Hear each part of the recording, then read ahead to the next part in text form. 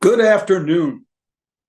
Thank you for taking your time out of your busy day to spend a few minutes with me. I am humbled and really flattered by the number of people who signed up for this call. I'm also told to tell you that the chat is wide open, and if you've got a question, put it in. But your questions are as important to me as anything I'm going to say, so please put them into the chat. Today I have a simple, modest goal, which is basically to give you one idea that will help you on your journey. I have a little less modest goal too, to give you a framework for making life decisions. That sounds like a big job, but I think it can be done. This is totally in response to my first book. My first book was On the Road Less Traveled, an unlikely journey from the orphanage to the boardroom, an autobiography. I basically wanted to hide my past. When I went to college at 18, I put back the first 18 years, never told anybody. My wife knew a little bit about it, but the rest of the people never knew what happened to me. And when I turned 70, my wife and children said, "We want to know a whole story before you leave the planet." So I decided I'd write a book of sorts. And I wrote the book and then sent the galleys out to 10 or 15 friends. And I got a universal and strong response. You cannot hide this. You've got to take it public. It will help young people, and it will basically inspire them to go forward. So, and even one of my older friends said, I wish I'd read this book when I was younger. I probably would have made better decisions. Almost universally, they said, this should be read by every college freshman or senior in high school and anybody in transition. So you can see why I'm here. I think helping people make good life decisions is truly a worthy goal, and that's what I'm pursuing. Now, I guess I'm asking why you're here. I guess you're here to answer some of those near impossible questions in today's ever more complex world. Or you're here basically that you decide to make a change and you haven't quite figured out how to start that change, and maybe I can help you. Or you trying to figure out whether you really want to make a change, and maybe I can help you with that too. Or maybe you just saw me on television or a podcast, and you say, I want to see if this guy's real. Maybe he can see if he's got a message that may do something for me. Well, what I've done, one of the messages I want to give you is in my second book, the Island of the Four Ps. It's a fable. And I've basically been fascinated by fables all my life, because fables really communicate ideas in a very digestible fashion. They do something else, which I hope my book does for you. They basically trap you into doing your own thinking. As you're reading this thing, you will start to do your own thinking. And although I may help a little bit, the real game is to have you do your own thinking. Let me back up a little bit and talk about who this guy, Ed Hajim, is. Who am I? Well, it says I'm a son of a Syrian immigrant. It's true, Dad came over in 1900. Most people know me as a Wall Street executive. I spent 50 to 60 years in the canyons of Wall Street. Spent 20 years as the managing partner of an investment bank. They also think I'm a philanthropist, I guess because I've given away a substantial portion of my net worth already. Some people think of me as an author. I think you're going to have to judge that based on, if you read one of my books. I'm a pretty good golfer, not great, but I'm very enthusiastic, and I did found a golf course on the island of Nantucket. But the most important thing is I'm a husband, 58 years of marriage, a father, I have 3 children, and a grandfather. I have 8 grandchildren. What I'm going to try to do today is take you through the 67 years and show you lessons that I learned all the way from being a bag boy in a grocery store to being the chairman of the board of trustees of a major university that had 30,000 employees and a $4 billion budget. Before I start, I got a couple of disclaimers. First disclaimer is I'm going to violate the conventional wisdom about speaking in today's world. I mean, TED Talks are really the way things are basically communicated today. Find a really good idea, hone it down, and communicate it well. Well, this won't be a TED Talk. This will be an Ed Talk. And an Ed Talk is basically lots of ideas, many of which are not honed very well. The reason I do that is because I really have been talking to a very diverse audience. And if I had one idea, I'd probably lose half of you. But I have lots of ideas. By the way, I like having lots of ideas. I will get that mission done, where you carry away from this 1 hour a good idea that will help you on your journey. The second disclaimer is that I have no formal training in psychology. I don't have a PhD in psychology. I don't have a master's degree in communication. I was a chemical engineer undergraduate, and I got a master's degree in business. My real only credential is those 7 years on the planet where I, looking back at my life, I pretty much participated, failed, and succeeded in almost all of life's arenas. I have one, though, secret weapon. My secret weapon is my wife, Barbara. She has a master's degree in counseling. She tells all her friends that I've been her only client. And, given the task involved, the pay has been totally inadequate. Now, if you'll indulge with me, I'll give you a little sketch of those 7 years, and take you down the road less traveled, the one I traveled, and it'll give you the basis for the lessons I learned. And maybe then I will try to communicate, the framework I used to make life decisions, and maybe some of that might help you. Let me start at the beginning. 1936. Nobody do the math. I mean, we're just too old. Just stay away from that number. I was born to an unemployed father and a homemaker mother. That was actually on my birth certificate. My father was an immigrant and served in the First World War, became very fascinated with radio, and got involved with RCA and other companies like that. During the 1920s, made an enormous amount of money, had buildings and even had an airplane, which is in my book. Between 29 and 33, he lost everything, including both of his parents. And in 33, he said, Ed, I had to decide between committing suicide and driving across country to California, where the streets were supposedly paved with gold. Luckily, he chose the second alternative, or I wouldn't be here now. Anyway, that experience gave him demons. Coupling those demons with the Middle Eastern background, he didn't treat my mother very well. And 3 years after I was born, she had basically had it and applied for a divorce, which was shocking in 1939. But she got it and got custody of me. And my dad got visiting rights and $5 a week of alimony and child support. She took me from Los Angeles, where we were living, and moved me to St. Louis, where her parents were. And my father came a few Sundays later on getting his visiting rights, picked me up, and instead of taking me to the park, he took me basically back onto Highway 66. And 3 days later, I was in Los Angeles. He called my mother and said, "Don't look for us." And he told me basically she passed away. I would never see her again. The first couple of years of being with my father, he was a merchant marine then, aboard a ship, a radio operator. The radio translated into being a radio operator. And he was at sea most of the time, and I spent times with neighbors and friends. I didn't have any relatives. That lasted about 2 years, and when he was in port, we'd be in inexpensive hotels. When the war started in 1941, he put me into the Catholic welfare system.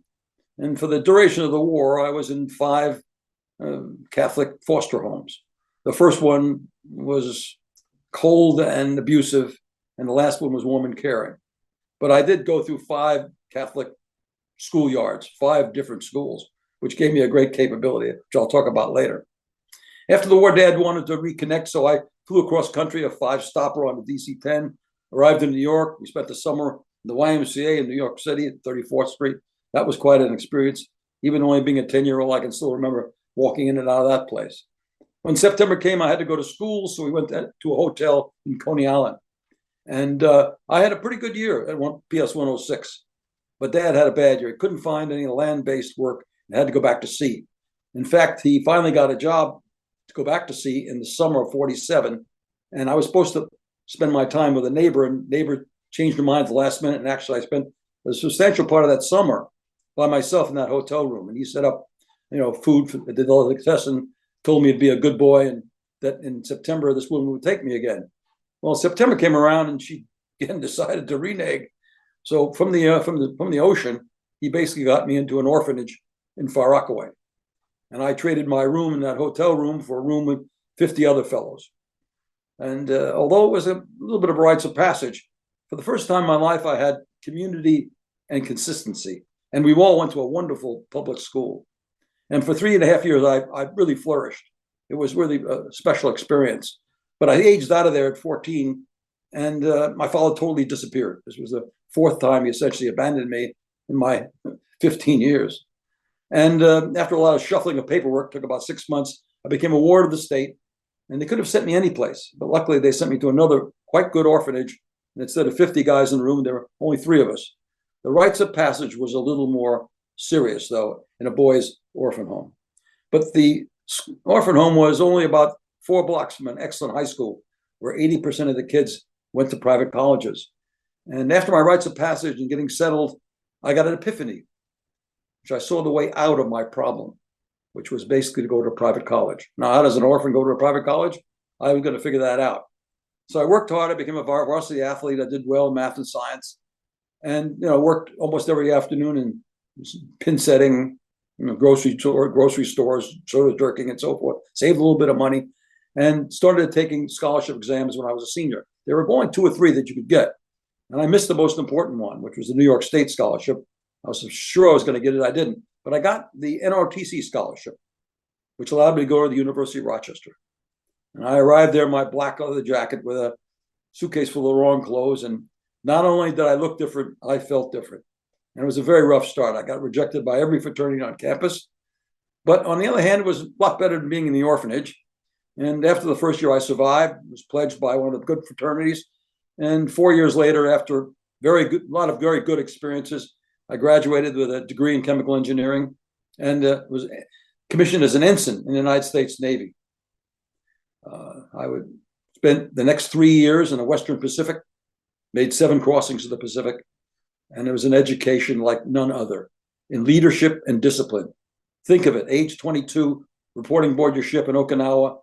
2 days after you report aboard, they introduce you to your division, 80, 90 men, 180 eyeballs looking at you. You're their boss. It was a great experience. After 3 years, I decided to leave the Navy and pursue engineering because I'd spent such a difficult 4 years getting that degree. I was going to find out whether or not it was worthwhile. It was to the consternation of my father, who was very disturbed with me because the best part of his life was being a naval officer, and I was going to leave that. So I went and I got a job in plastics. It was the technology of the time. In fact, if you look carefully at those dates, I was in plastics 5 years before Dustin Hoffman. 5 years before Dustin Hoffman Plastics. And I immediately went to school at night at Wharton, which is one of my tenets, which I want to pass on to everybody. Education is the solution to everything, and it's a lifelong experience. And halfway through my first year there, the professors at Wharton said, "You're wasting your time. You should go full time." And I had a buddy up at a place called Harvard Business School that said, "You got to come here." I said, "I didn't have the grades. I got no money. How should I do it?" And he said, make an application. And finally, I made an application. And one of my commanding officers wrote a letter, which I'm sure he mistook for somebody else. So what he said about me was, more than anyone could expect. And I got accepted. And I walked into the admissions office when I got up there, and I said, "I've saved $5,000 over the last 4 years." By the way, a naval officer makes about $2,200 a year. I saved $5,000, and if I pay my first year tuition, which was $5,000, I won't have lunch money. They said, "Well, we'll see if we can fix that." And about a week later, they said, "We'll give you a loan for the period of, the 2-year period." The business school was transformative. It's basically 3 cases a day, mouth-to-mouth combat with some of the smartest young men in the country. I graduated 2 years later and made a complete pivot in what I was going to do in life. Instead of going back into engineering, I went into finance. And over the next, I guess 50 or 60 years, I kind of had almost every job that you can have on Wall Street. I was an analyst, a portfolio manager, a president of a mutual fund. I ran an institutional brokerage business.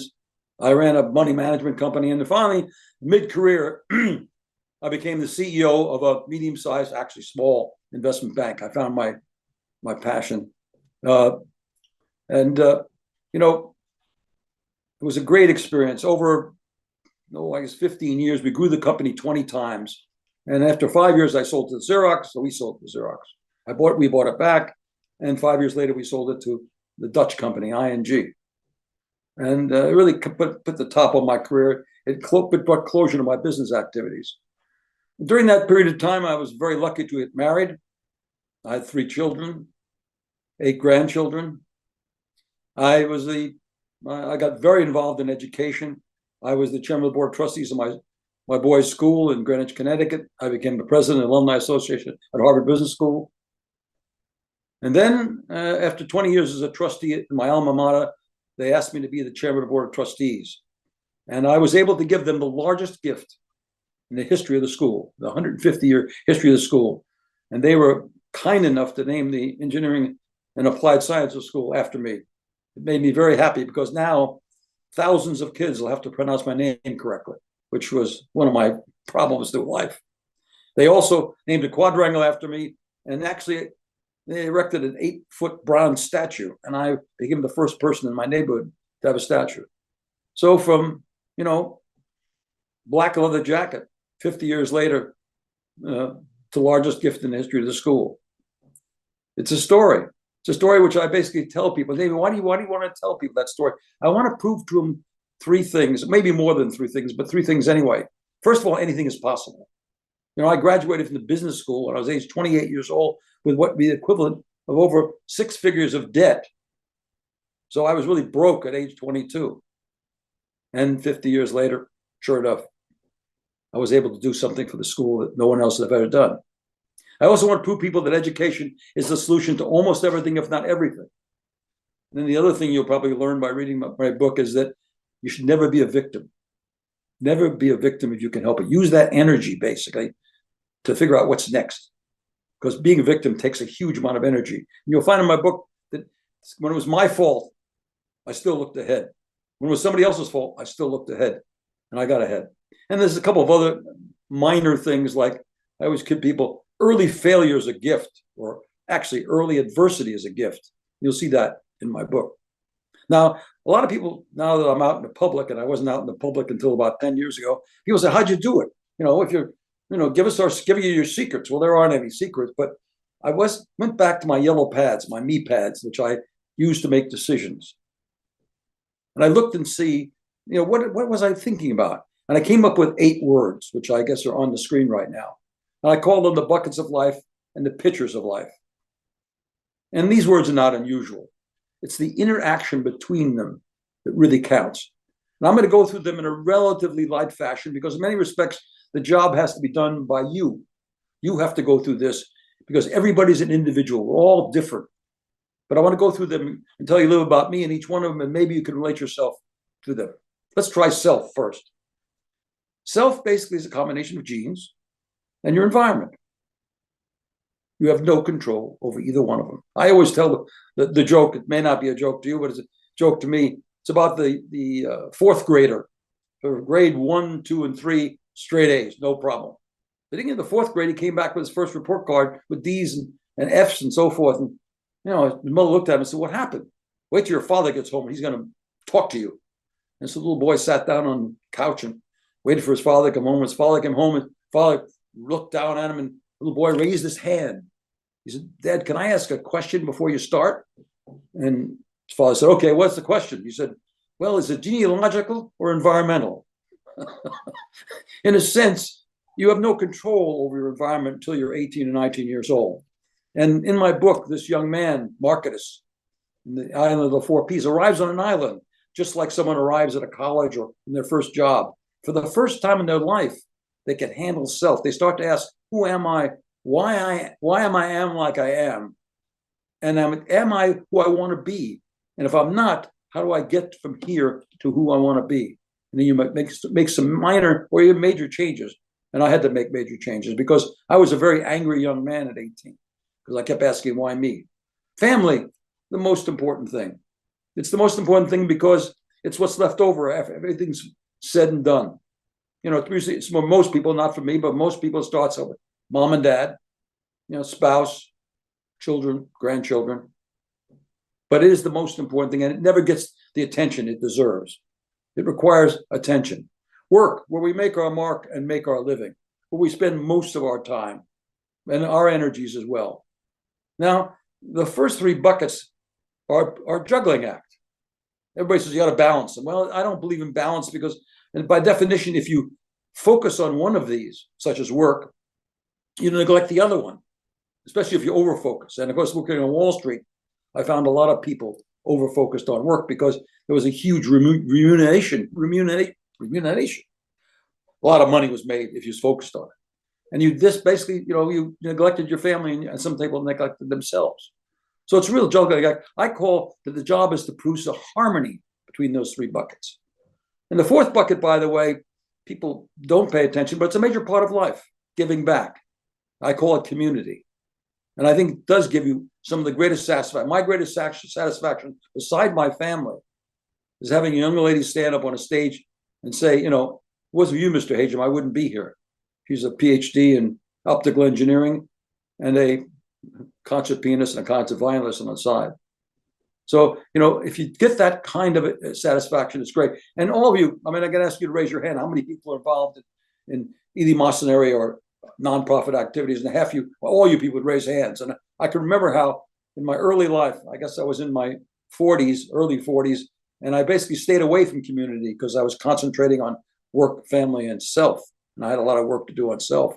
But I remember when my first child was in the first grade, and I gave $500 to the annual giving, and a voice called me and said, "How would I like to be the class, you know, person for annual giving?" And I immediately said no. And my wife said yes, and I said no. And then finally I ended up taking it. And the voice said, "Don't worry, you don't have to do anything." I said, "Oh yeah." So, you know, 12 months later, I'd made, you know, I've been to 10 meetings and I made 40 or 50 phone calls. And our little first grade class broke every record. I think we raised about $2,500 total. But all of us have experiences in giving back, and it really counts. So now you see that's juggling. Now you have 3 balls, you have 4 balls, and they're all very important. So how am I going to work on these? This is what I found out when I went back to my yellow pads. I found these 4 words basically helped me with the buckets of life: passions, principles, partners, and plans. Passions. Find your passions. Find what really turns you on, what gets you excited. Electrical engineering buddy of mine said, find out what lights your board, you know. Find what you take 2 steps at a time. Now, it's an overused word. I understand that completely. It's basically has to do with your talents, your likes or dislikes, and it's contextual. Your passions in New York or Greenwich or San Francisco are different than those in Kiev or Tel Aviv today. But they all have to be worked on. And maybe some of your passions have to be put on. My passions were interesting. A lot of people get passions at different points in their life. Tiger Woods got a passion at 3 years old. And I'm told, when reading about him, is that Birdie once said, I'm not sure he said it, but it sounds good. Birdie once said, "I'm 80 years old, my internal fires are out, I can begin my life's work." But most of us get our passion somewhere in our late teens. At least you forget being a fireman or a truck driver or whatever else you basically have your passions in teens. In high school, I started to focus on my passions were math and science, baseball, basketball, and girls. And when I went to college, that was morphed. Math and science morphed first into physics, and I found out that was not good for me. It was not my passion. I looked around in the advanced physics class and said, you know, I'm sort of different than these people. They work harder and they like this better than I do. And I shifted back into engineering and graduated as a chemical engineer. Now, my baseball and basketball took a lot of my time, and I was a freshman baseball and basketball player and realized that 5'7", 130 pounds, I wasn't going to be a professional athlete. So I gave that up and shifted into extracurricular activities. And in order to cover up, you know, part of my problems, I got very active. I did everything. I was an editor of the annual report. I was the business manager of the Dramatic Society. I was the president of the Engineering Council. I was the chairman of the finance board, which gave out all of the money for every activity on campus. I was even social chairman of my fraternity, which was the hardest job I think I ever had, providing an activity for 60 brothers every Saturday night. I was also a member of student government, which is, only 15 of us. And then finally, in my junior year, I had a harebrained idea to create a humor magazine like the Lampoon at Harvard. I felt that for some reason, people went to Rochester became a school where fun went to die, especially for engineers. Because we started with 60 chemical engineers and 6 of us graduated. It was really hard. So I put 30 people together, and the president personally said it's a bad idea. The provost came down to see me and said, don't do it. The head librarian said, it's a bad idea. But I found my passion was to put people together to solve a problem, to create a product, to start a program. And kind of got a kick out of doing it when somebody said, it's not a good idea. Inside that passion, I found an even deeper passion as I got into it. As we started to put together the magazine, I found I loved helping people do better than they thought they could, exceeding their own expectations. I didn't know that was my passion until almost mid-career, business career. I started to realize that I was successful because people thought I was really interested in them, and I was. So my question to you is, what are your passions? Write them down. See how they morph. See how they change. See how they're based on context, as well as, what your real passions are. Principles. Principles basically are the rules you want to follow. They want to, the lines you won't cross. And the earlier you get them, the better off they are, because life becomes much more difficult as you get older. My principles were established. My father started some of them. He wasn't there, but he sent letters, and he said things like, cleanliness is next to godliness, always dress well, always associate with nice people, and so on. But I really got my principles from the Catholic Church and Catholic schools. The nuns taught me the most important rule, which was the golden rule. And they taught it with the golden ruler. If you didn't follow it, you got the golden ruler across your knuckles. But they also, they taught me the 10 Commandments and the thou shalt nots and shalls. And they made it very clear that if you did the right thing, you ended up in the right place. If you didn't, you ended up in the other place. So that sort of stuck with me for a very, very long time. But I collected principles in other arenas all through my life, which guided me. For example, I've told you about my passion, helping people exceed their own expectations. It's a cliche, but the thing I had on my wall, I tried to constantly remember, was that you can create almost anything. You can solve any problem if you don't care who gets the credit. And that was very important to me, and it really helped me. And in fact, as I got more mature, I started to deflect credit. Purposely, people would say, Ed, you did a great job. And I'd say, oh yeah, I did a good job. But Mary Sue and Jose, they really deserve the credit. And immediately you get a trifecta. You get a trifecta of goodwill. You feel good. The person who praised you feels good. And when Mary Sue and Jose find out, they feel good. So I kept collecting these principles. One of the principles you'll see in my book is freedom. The choices I made in life, as far as business was concerned, was to seek freedom. Whenever I got a job offer, and I didn't take too many jobs, you'll find out. Some people say you have trouble keeping a job. But I always ask the question, what am I going to do Monday morning, and how much control do I have on myself? And that was very important. It's more important than compensation.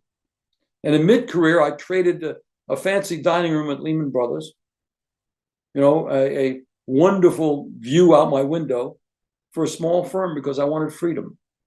I wanted freedom to put my passions in place, my principles in place, hire my partners, and create plans. But that was a principle that I established, freedom. And when I was on Wall Street, for example, I had it right on my wall: to live happy is to live hidden. Why? Because if you became a public person in Wall Street, people called you up. What do you think of the market? What are you thinking about this? You had to have a whole other reservoir of energy. And I had to run a company. I ended up with 800 employees, and they were all important to me. If I was going to spend my time building my own public image, I might miss something in the company. And obviously we were successful, so the strategy was right. But it was not right for selling books or communicating ideas like I am now, because I'm a non-celebrity. But that principle I had to throw away. Today, at my age, what I'm doing now, people ask, what are your principles now? And I said, there's two of them. One is humility, which I feel every day, I think everybody's got an opinion. Everything is complex. There are no absolute answers. And the other one, which is actually more important to me, is gratitude. I'm grateful for everything that's been given to me. There's a good friend of mine wrote a book called This Is the Moment. His name is Walter Green. He wrote a book because he stopped at age 70, made a list of 44 people, and spent the year thanking each one of them. It's something you have to do. So principles are key to getting through the system. It's those things you want to follow all your life, but you got to keep adding to it, because as you change, you will have to add new principles and sometimes discard old ones. Partners, to me, a lot of people think partners almost is the most important piece. Find somebody to love. Find someone you can support. Find someone who will support you.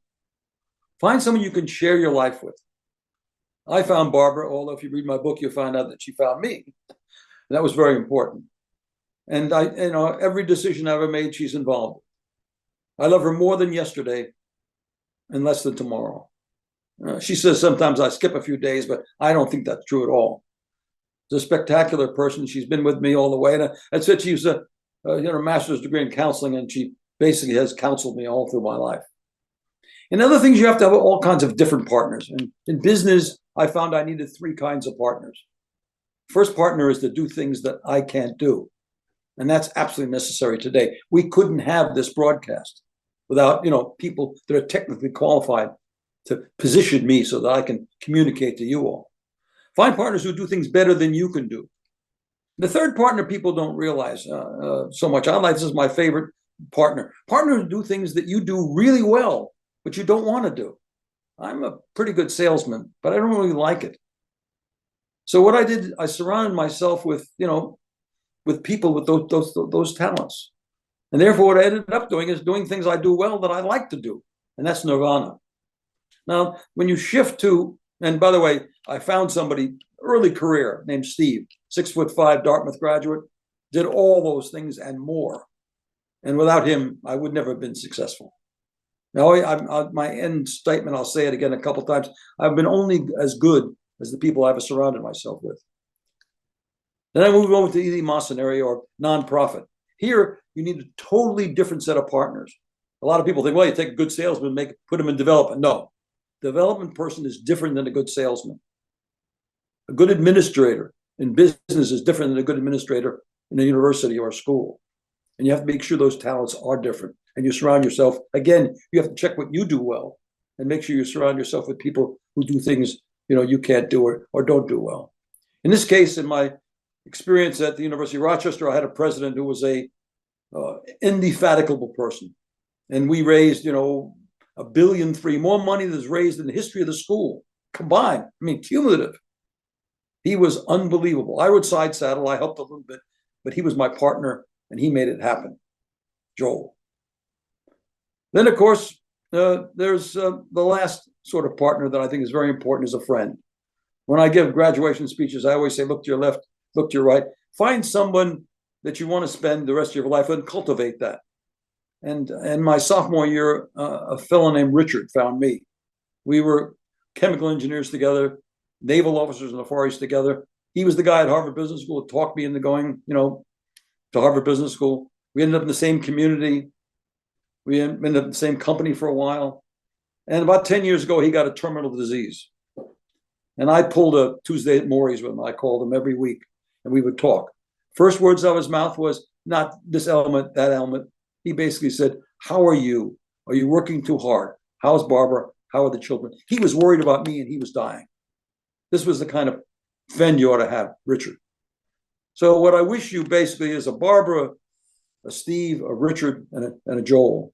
If you get those kind of people and you surround yourself with, you'll do fine. I found that if I had good partners, I succeeded. And if I had poor partners and no partners, I failed. Lastly, plans. Now you're tired. I've given you too many ideas. And I did this at one university about 5-6 years ago, and a gangly kid from Iowa raised his hand and said, boy, Mr. Hajim, he said, give me one thing. You gave me too many ideas. Give me one idea I can really use. And so I didn't even fluctuate. I said, very simple. Sit down now and write down where you want to go. Write it down. How you think you might get there. And if you have time, put why. Write it down. And then look at what's going to happen in your next 40 or 50 years. Look at the themes, the cycles. Look at the waves that you might catch. If you can marry your passions and your principles and get the right partners and get on a wave, that makes life a lot easier. In fact, if you read biographies of successful people, you will find constantly that they've had the wind at their back for a significant period of time, or they wouldn't be successful. It's a key experience, is getting that wind at your back, finding something that you really enjoy, where there is great demand, latent demand, unsupplied need. In my case, I became this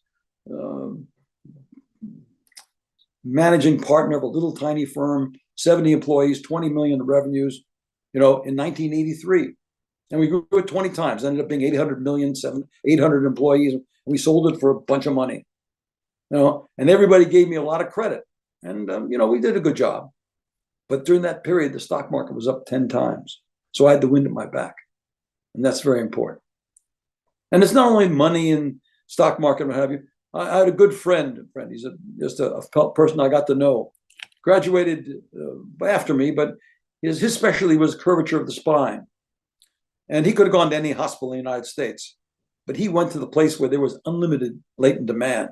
He went to Ethiopia and went into the Mary Teresa Clinic because he was one of 2 doctors, supposedly, in the entire continent that did what he did. If you read his brochure, he has saved and changed more lives than anybody I know, a single person. So you got to get that wave or that thing, that sort of wind at your back. If you write your plans down, you'll find that when you come to that turn in the road, it won't be the end of the road. It'll be you able to handle it, and that's very important. And you people, unlike me, my grandfather, if he was around, would have gone to work for General Motors and spent the whole life there. My father maybe changed jobs once. I've changed jobs 2 or 3 times. You, living to 100, will have to pivot a number of times. So you're going to have more than one plans. Education is going to be a lifelong process. You're going to have to basically never be a victim, and you have to write your plans down and make sure you have facilities for changing them, because you're going to have to pivot. Now, I've taken you down this path. I've given you 8 words. I'm just hopeful that they help you at least get one idea that you can use, because you did spend a good chunk of time with me this afternoon. And I'm very, very humble in the fact that you did listen to the whole period, and I was able to get through, a series of questions and answers that I hope have been helpful. So think about self-family work and community, and think about passions, principles, partners, and plans, and see if they don't help you make those life decisions better. And now I would really appreciate it. My partner, Meryl Moss, has been listening in very carefully. She has been checking the chat box, and I think she has a few of your questions, which I really would rather spend the whole time on rather than listen to me talk. I thank you. I wish you good luck, Godspeed, and may the force be with you.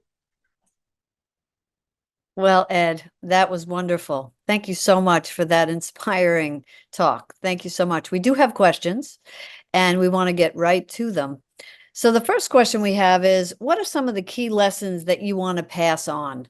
Now, you've talked a lot about lessons during this session, but if you had to say 2 or 3 that you really want to pass on, what would those be? Well, first of all, you got it. Anything is possible. The United States, America, gives you a chance to do something nobody else has done.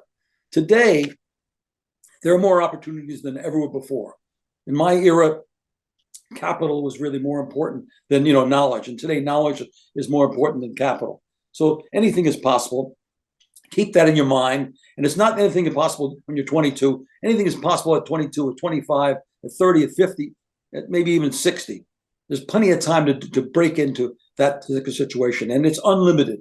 And I've many examples of it today. The second thing is education is a lifelong process. You must keep learning. Let me give you a simple example. My final exam as a chemical engineer one of the exams was 2,700 slide rule movements. I spent 3 years in the Navy, got out, got a job at a company called Hercules Powder in the engineering area. Slide rules were gone. Something called computer was in. Same thing happened at business school.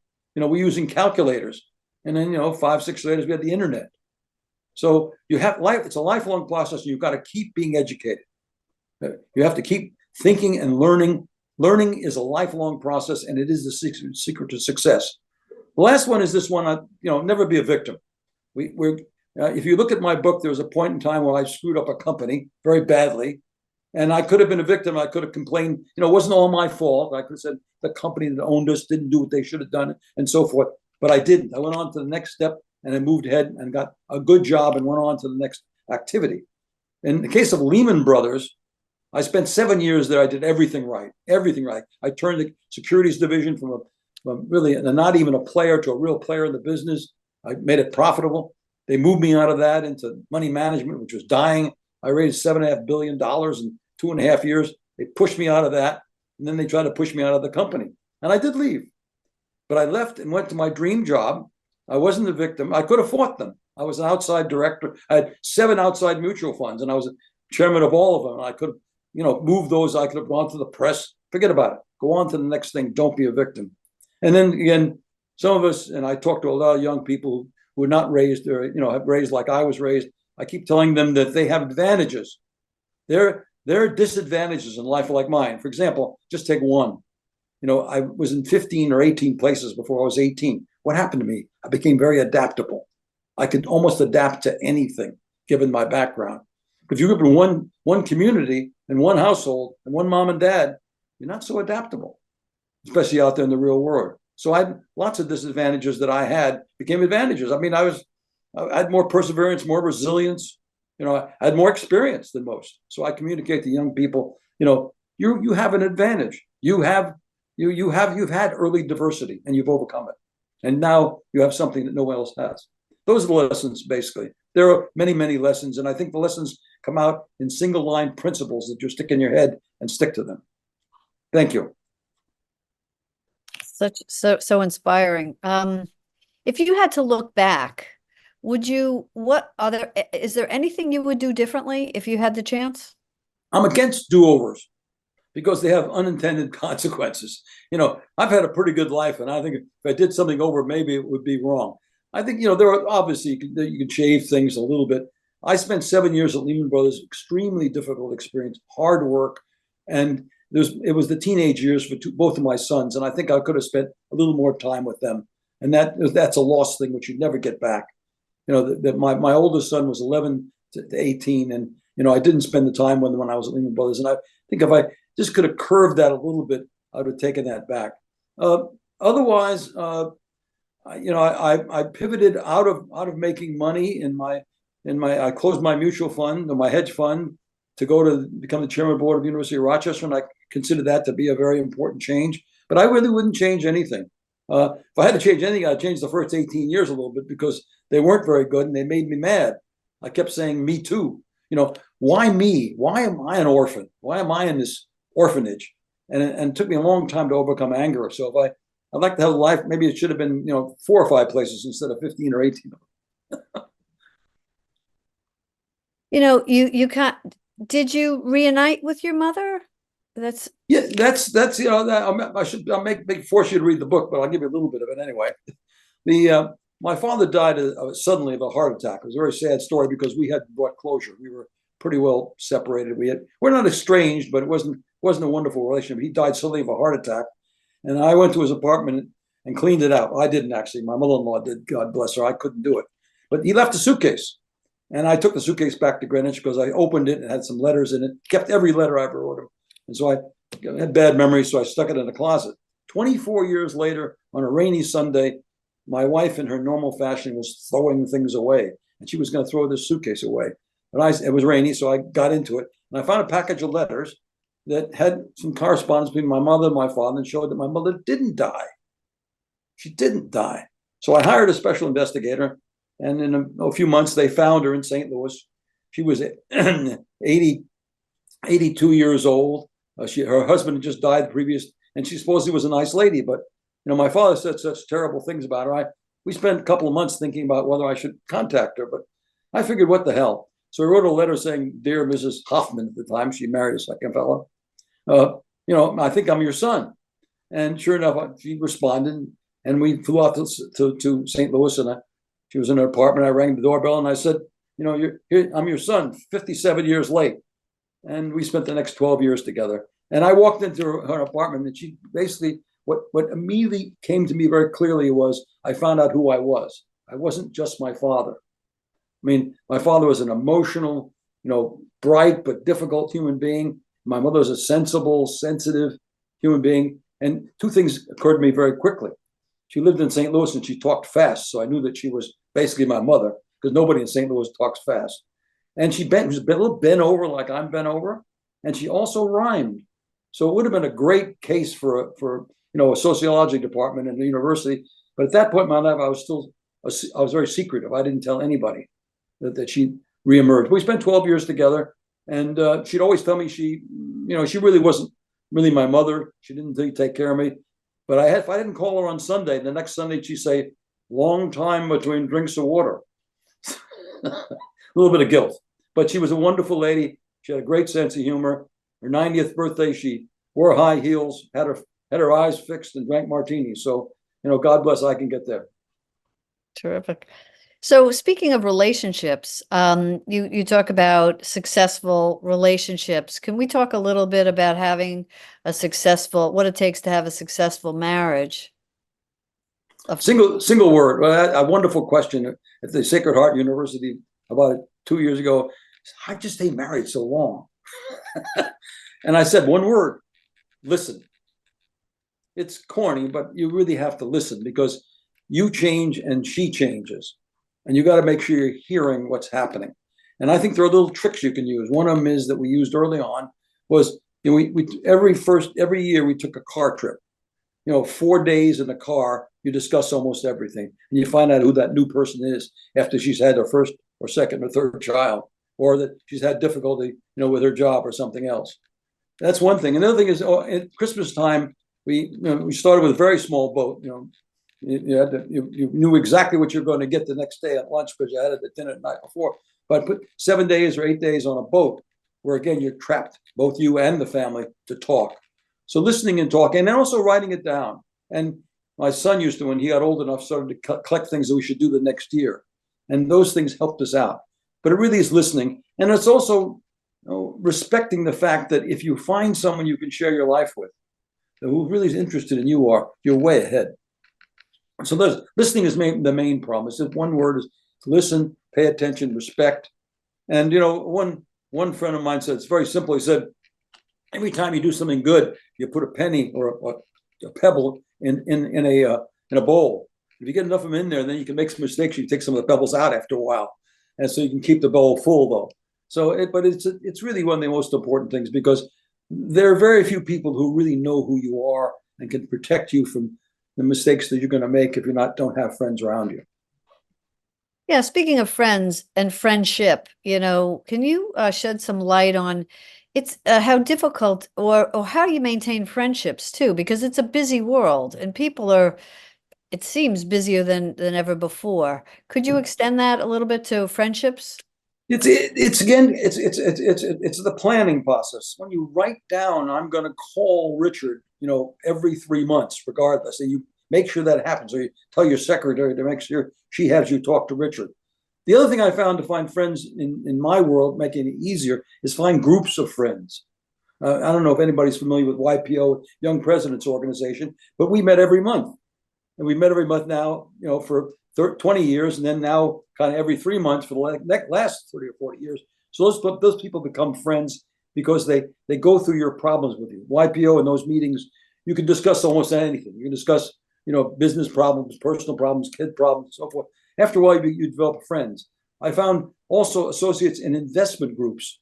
I have an investment group that was started in 1966. It's almost, it's 60 years old. And those people can prevent me from making stupid investment errors, and also can say, that's a good idea. So groups of people, and of course, church does that, synagogue does that, mosque does that.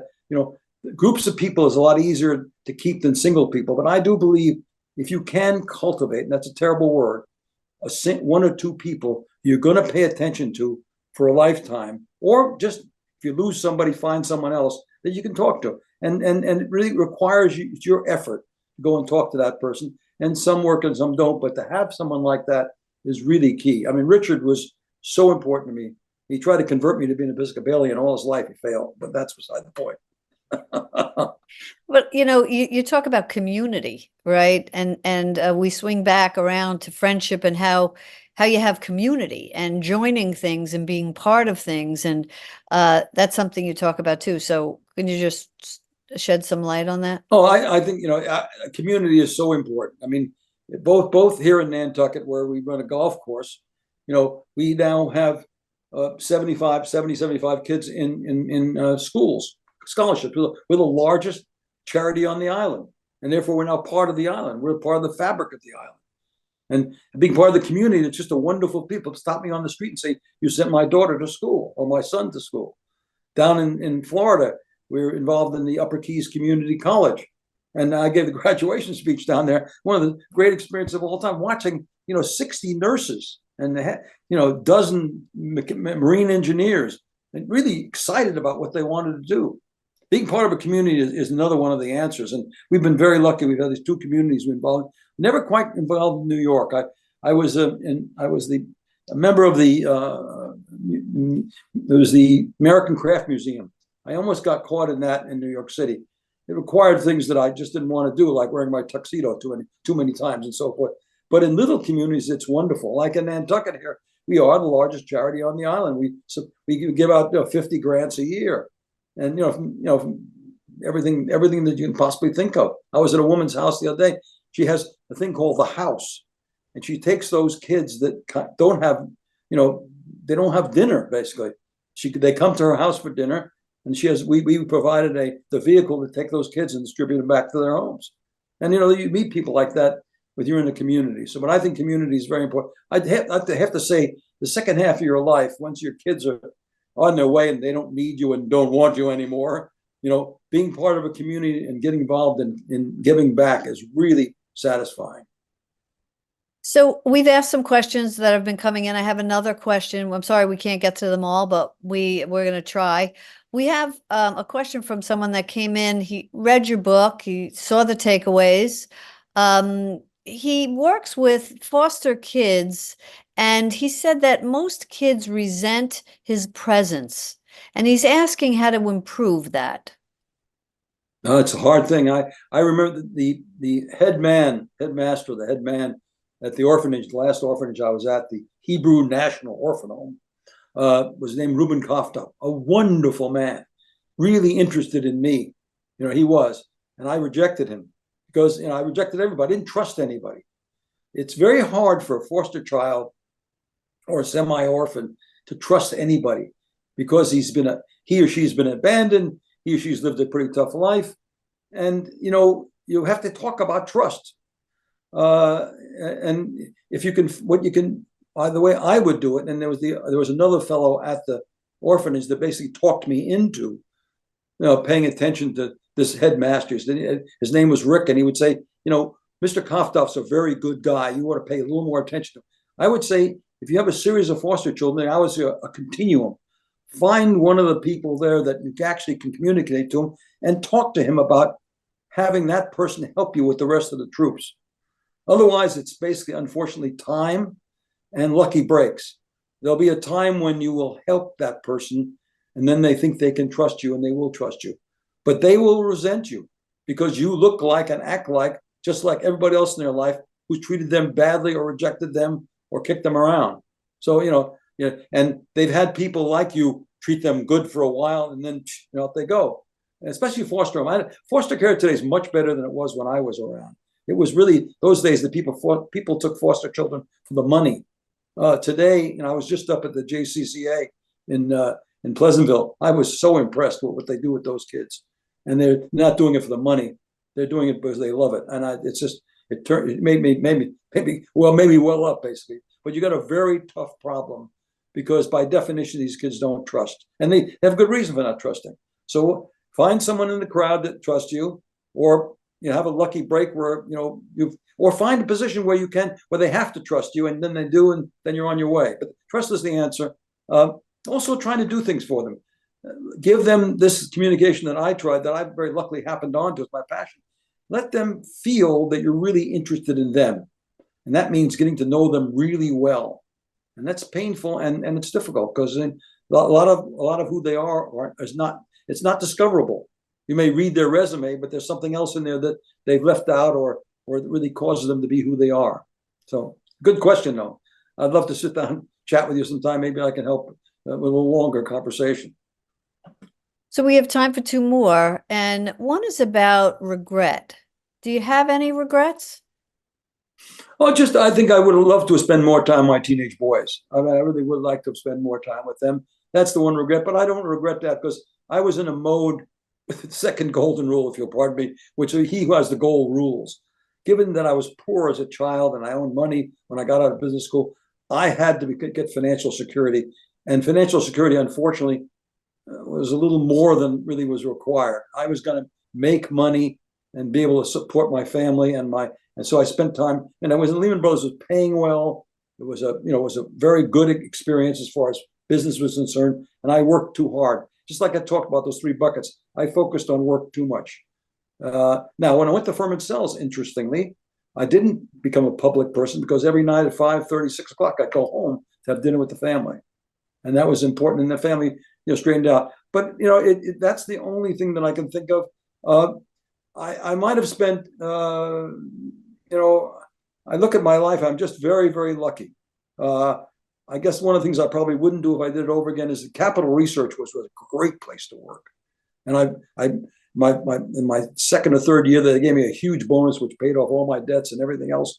And then I talked them into putting me in my own company. And I was too young to do that, too inexperienced. And actually, I was successful for about 3 years, and then I failed. So I think if I didn't do that, my trajectory of my career might have been better, but maybe not though, because with early failure, it taught me an awful lot. It taught me the most important thing I learned as far as in business was you can't do everything. I had this little company, little mutual fund, and I was managing the portfolio, and I was also managing the people, and the company was doing the marketing, my parent company. They woke up one morning and said, we're not going to do the marketing anymore. You're going to do the marketing. I took on the marketing. Guess what happened? The portfolio performance started to fall. So I realized when I took over as a CEO, you can't do everything yourself. It's impossible. Because not that you don't have the talent. It's just by definition, if you focus on one thing, you neglect the other thing. Or you gain a competence in managing people, which requires patience and so forth. And then you're probably not a good salesman.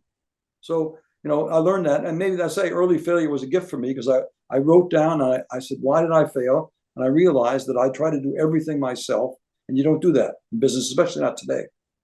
I hope that's a good answer.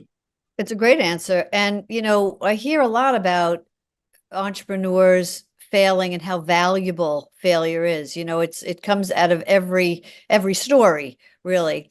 So let's talk about. Let me quote my middle son. You have two experiences. One is success, the other is a learning experience. Right. But failure is the word people use. So let's just go into, I have to ask this question about comfort zone. What do you think about comfort zone? Oh, for children, I had disadvantages. And all my friends now, of course, live in fancy communities and send their kids to very good schools and so forth. And they ask me, we can't send our kid to an orphanage. What do we do? I say, make them uncomfortable, outward bound, knolls, work. Don't waste the summer. Get the kid out, the young person out by themselves. My daughter sends her kid to camp where they sleep in tents. That's important to do that, because what a child does is he becomes adjusted to something, feels good about himself, and then when he's confronted again in a different form, a job of some kind, he feels pretty good. I got through that. I could get through this. But if you go through your early life not dealing with anything difficult, when the difficult times come, you get anxieties, you get the inability, I can't do it, But once you go through some difficult times, and you have to make them it's a little bit, pretend or phony. But when you send someone to Outward Bound and they're out there by themselves, I remember being on a raft trip going down the Green River with my son. You weren't sure you were going to make it, but we made it, and that sort of gives you a certain confidence. But that's important to take people out of their comfort zone. In fact, as I really believe, as many times in your early life as possible. That's why I want you to write your passions down. I wrote my passion down as physics. So I took a physics course. I tested myself, and it turned out to be a bad idea because I really couldn't compete with those people, or I didn't want to compete. It was too hard. And when I graduated from business school, or when I went to business school, I wanted to be an international businessman. So I tested myself. I tell people to test yourself both in profit and non-profit. First summer, I went to Belgium, and I worked for a Belgian chemical company. I had to learn French. By the end of summer, I actually had conversational French. But every day I went to work on French and Flemish. And by the way, the company was owned by the Baron, and you couldn't get ahead if you weren't the Baron's brother-in-law and so forth. And it was a small company. And so, international business was not good in 1963. And then the next summer, I figured, well, maybe it was developed. Let's go to an undeveloped country. So I got a job with the business school with George Caput Lodge, creating a Lecona de Negocios, a school of business in Nicaragua. And I was buried in Spanish for a month. I got fluent Spanish. I went down and looked at those companies, huge amount of corruption, little tiny companies, really was not the fit. So I learned by testing myself that international business was not for me, or it turned out that I was just much too early. That 20 years later was fine. But in 63, 64, was not a place to go. So that's why I say not only take your kids out of their comfort zone, take yourself out of the comfort zone, and don't fool yourself by words. And the last thing I'm going to say is, in my book, you'll see when I got out of business school, I had a choice between being an investment banker and an analyst. And I remember that very seriously. Luckily, the fellow's dead now, so I can talk about him. He was at his big 50th floor of a building, and you can see the whole New York behind him. And he said to me, "You can't be an analyst. They're gophers. You see, you got to be an investment banker. They're eagles." And I said, I looked at this. The job I'm going to offer, there's three guys that are doing what I'm doing in banking area, the investment banker. They're down in a room with no windows, and this company in California says that within 3 months, I'll be on a plane flying around talking to CEOs, and they're gophers. So be careful what people title things. Make sure you find out what's happening Monday morning and whether that's in your comfort zone or not. You reference your books, and we have two. We have On the Road Less Traveled, number one, and then we have The Island of the Four Ps, number two, and that's about what we've just been talking about. We're going to end on this note, Ed. This has been a wonderful session. What are your legacies? Can you leave us with your legacies? Well, let me start off with saying, please don't try and create legacies. That's a waste of time, and it's a mistake. I have some friends that try to do that, and it never turns out right. Just go through life, and you'll find out that you'll end up with legacies, and there'll be something that you've done that you've wanted to do and end up that way. I am very lucky. Biggest legacy we all have is our family. That's why I say it never really gets the attention it deserves. That's, as far as I'm concerned, that's my biggest legacy. My daughter, my son, my two sons, they are my legacies. But I've been very lucky. I have a business legacy, which is, I was a Wall Street CEO. I grew a firm 20 times, sold it a couple times. But that legacy is gone. All the firms I worked for, E.F. Hutton is gone, Lehman Brothers is gone, firm itself is gone. So that legacy is actually gone. And so certain legacies are not around. The legacy that's going to stick around for a while is my golf club. We formed a golf club in Nantucket. That's another experience. Never be a victim. I was rejected by the golf club up here. And so we built our own. And it was one of the greatest experiences I've ever had. In fact, I get great joy after 9 holes. I walk up to the refreshment bar there, and the little lady says, "What's your number?" And I tell her my number is number 1. So, founding a golf club and now transferring the golf club into an institution, which is largest on the island, that's a legacy for sure. And the golf club will be here for 50 or 100 years for sure.